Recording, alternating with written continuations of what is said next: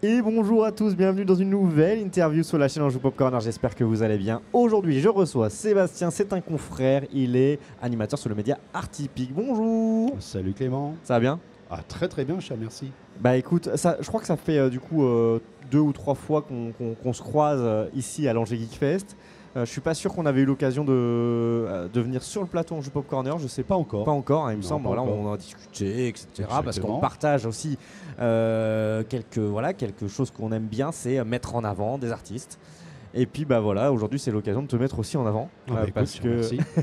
parce que voilà, il s'agit de partager comme ça les acteurs locaux, se donner de la force. Donc on va commencer très simple. Est-ce que tu peux te présenter et présenter ce que tu fais? Tout à fait. Donc, je m'appelle Sébastien Guillet. Je suis président de l'association Les Artistes Atypiques, fraîchement créée. Et on a un média qui s'appelle Artipic, qui lui existe depuis beaucoup plus longtemps. Ça fait au moins 3 ou 4 ans, même si c'est pas si. En termes de chronologie, ça dépendra comment on voit les choses. Oui, oui, oui. Oui, effectivement, nous, Artipic, c'est un média, comme tu l'as dit très bien en préambule, qui va à la rencontre d'artistes atypiques, mais pas que. Pour sensibiliser le public sur leur création, mais aussi permettre à ces artistes de parler d'eux et de faire en sorte de leur donner un petit coup de pouce en termes de visibilité. C'est ça, tout à fait. Donc ça, tu t'es lancé, comme tu disais, il y a 3-4 ans. C'est quoi le... Plus loin même. Plus loin même encore. C'est Ouais. quoi le déclic? À quel moment tu as envie de dire je vais mettre ces personnes en avant, je vais leur donner finalement la parole, quoi? En fait, ça vient d'une situation un peu personnelle. J'ai toujours été quelqu'un de très curieux de nature je m'intéresse beaucoup aux personnes qui créent comme ça.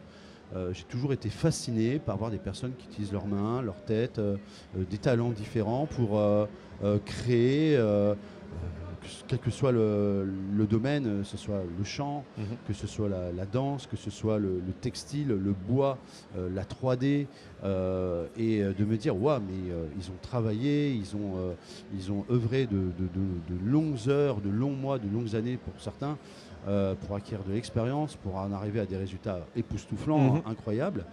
Et personnellement, j'ai toujours été une personne qui a voulu essayer de faire des choses, mais qui a essayé de passer d'un art à un autre. Et puis au final, on se dit, mais tu n'arriveras jamais à rien. Si tu ne spécialiseras jamais dans quoi que ce soit, ça peut être intéressant quand même de trouver une idée, un truc pour aller éponger cette soif de découvrir et d'apprendre. Et en final, sur un festival comme ici, j'ai vu un petit jeune qui avait un petit micro. Qui interviewait comme ça. Ouais, qui interviewait comme ça pour le plaisir, j'imagine, et qui était en train de poser des questions à quelqu'un. Et en fait, je me dis, mais voilà l'idée. Ouais. Pourquoi je n'irais pas interviewer les artistes qui, eux, ont œuvré, travaillent, savent faire, comme je disais tout à l'heure, pour déjà satisfaire ma curiosité, et puis de façon un petit peu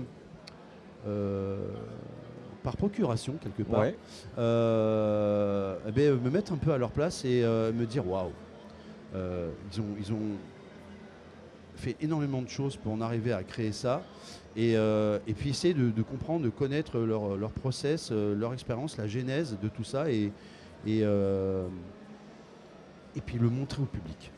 Leur permettre de dire au public, voilà, moi je suis créateur dans tel domaine, je suis parti de ça pour arriver là et il y a eu tout un jalon avec des expériences positives mais aussi négatives, avec des creux, des périodes moins bien, des périodes plus hautes qui ont permis, on va dire, de se remobiliser, de repartir.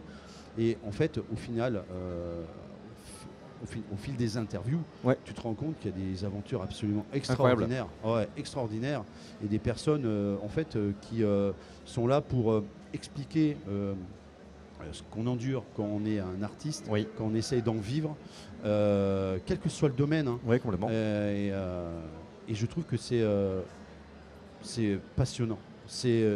On a l'impression de se rendre utile par rapport à ça. C'est ça. Donc ça, c'est c'est la démarche. Ouais. Donc là, tu fais ça au gré des saisons, on va dire. Donc ici, notamment sur l'Angers Geek Fest depuis quelques années, depuis 2 ans. C'est la deuxième année où tu as un espace fixe? Alors, moi, c'est la deuxième année que j'ai un espace, j'ai la chance d'avoir un stand où je fais mes interviews grâce à l'organisation, à l'agence Leno, que je remercie parce qu'ils me font confiance depuis 2 ans et même bien au-delà, puisque je suis là depuis la première édition. D'accord, oui. Avant, c'était en volant et maintenant, c'est... Ouais, voilà. Au début, ça a été... parce que je disais, avant Artipic, il y avait mon pseudo Sergis, pour ceux qui connaissent Sergis. Je me baladais en live de stand en stand pour aller découvrir des artistes et les faire découvrir à mon audience. Et essayer aussi, par cet intermédiaire, de faire connaître les artistes. Ok. Ça avait commencé comme ça, en fait. Ça avait commencé comme ça. Et là, si on prend un peu le planning type sur un week-end comme celui-ci, comment tu le construis, comment tu vas le travailler, qui est-ce que tu vas rencontrer et mettre en avant? Alors moi déjà, j'ai commencé beaucoup par les festivals de type geek, comme le Geek Fest, voilà, Pop Culture Geek. J'ai fait sillonner un petit peu le nord-ouest de la France, donc de Nantes à Rennes jusqu'à Tours, Le Mans et bien entendu Angers, puisque on est d'Angers. Je suis d'Angers pour ma part. Et l'idée, c'était déjà d'aller dans des petites zones de confort. Parce que quand on connaît un peu ce type de festival et qu'on a l'habitude, l'idée, c'est de se rôder, d'aller à la rencontre de personnes pour lesquelles on a un petit peu l'habitude. Et au fur et à mesure, d'aller sur des festivals un petit peu autres ou d'aller à la rencontre d'acteurs dans leur lieu de travail. Ateliers ou autres, de façon à leur rencontre directement. Voilà, à leur rencontre directement et d'être en plein cœur de leur activité et de mieux se rendre compte comment ils travaillent. Et ça, c'est très intéressant. Sachant que toi, le contenu que tu diffuses derrière, c'est... Alors, moi, j'ai l'impression que c'est souvent en format podcast, c'est bien ça? Alors, c'est du podcast de base, c'est que audio pour le moment. Ouais. Après, disponible sur tes réseaux et... Sur le site internet, après sur les grandes plateformes, Spotify. C'est ça que je voulais savoir. C'est bien dispo partout. Voilà, sur les plus grandes plateformes, on les retrouve sans problème. Donc Artipic, ARTYPIQUES.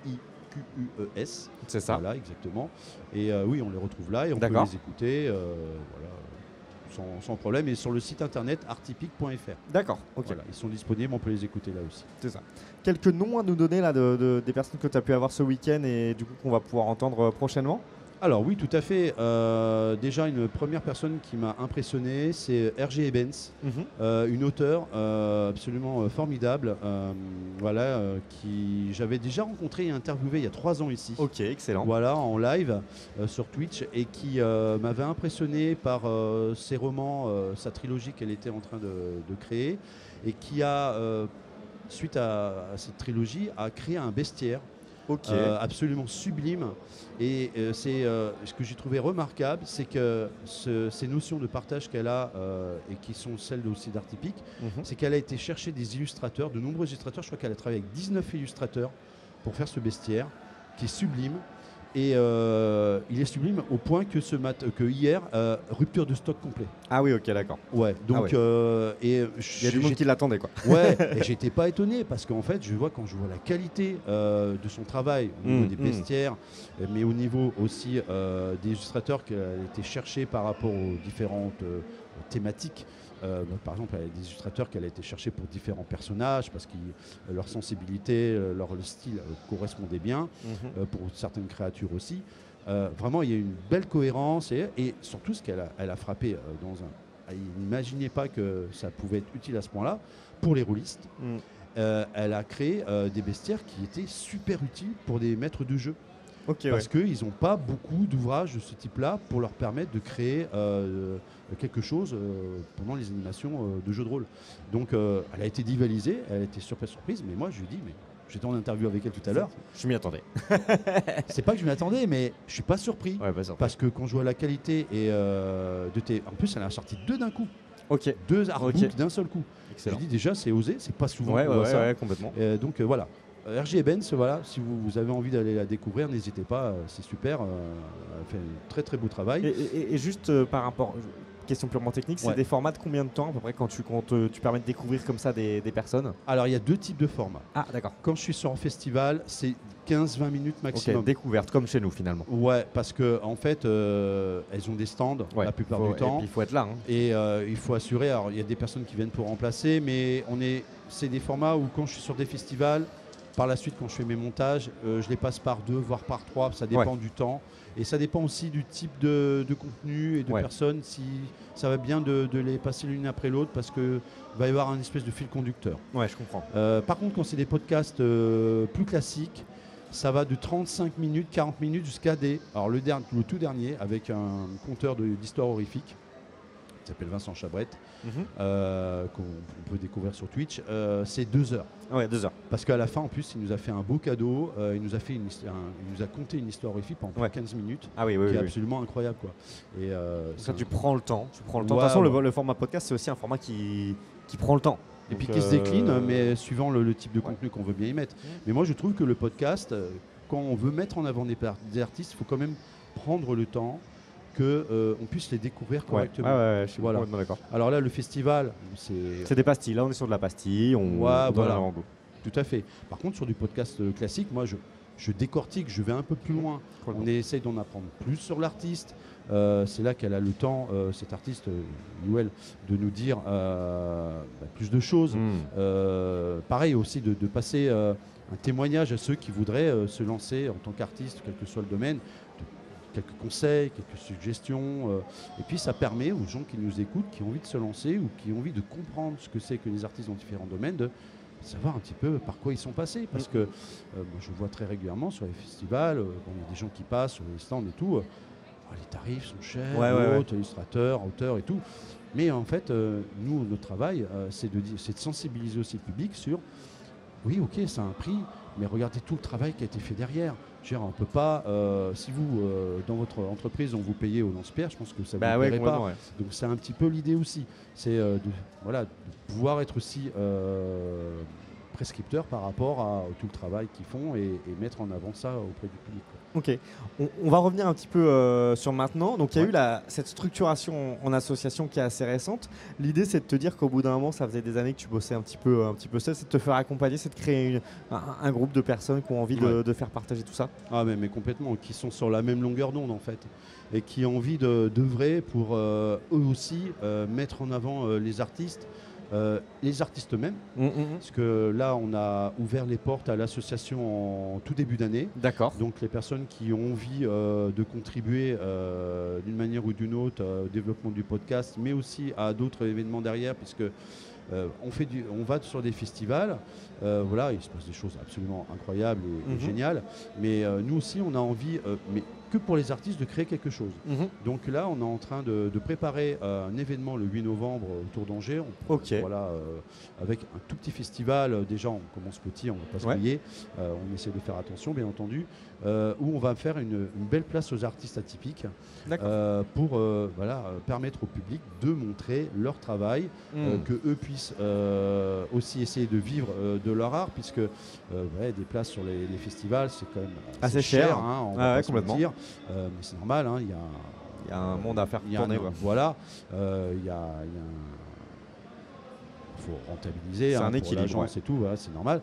Mais nous, on a des possibilités aussi d'avoir des structures qui nous accueillent gratuitement, et de permettre aux artistes de venir pour 10 euros symbolique, et pouvoir essayer de gagner un peu leur vie, montrer au public ce qu'ils font, et puis essayer de se faire connaître un petit peu, à un niveau local au moins déjà, en premier temps. Ok. Donc aujourd'hui, on retrouve toutes les informations sur les réseaux sociaux, j'imagine. Tout à fait. Alors, du coup, comment ça fonctionne? Est-ce que tout passe par le réseau du média Artypique, ou est-ce qu'il y a également des réseaux pour l'association Les Artistes Atypiques? Alors, pour l'instant, tout est sur artypique.fr. D'accord, artypique.fr. Voilà. Tout est cumulé. Sur la première page, on voit en fait le principal des activités qu'on fait aujourd'hui, donc le podcast. En bas, on a un petit lien sur l'association si vous voulez en savoir plus. D'accord, très clair. Vous pouvez aller découvrir un peu ce qu'il en est. Comme c'est assez récent, on va créer une petite page de façon un peu plus facile d'accès pour voir un peu ce que l'association propose, comment on peut nous rejoindre ou autre. Ouais, c'est ça. Et pour ceux qui ont envie vraiment de nous accompagner dans cette aventure. Eh bien écoute, merci beaucoup Sébastien d'être venu présenter tout ça en plateau. Ça fait plaisir de te revoir chaque année. Oui. Et on espère qu'on continuera à se revoir aux prochaines éditions. Avec grand plaisir. Merci Clément pour l'invitation. À bientôt. À bientôt.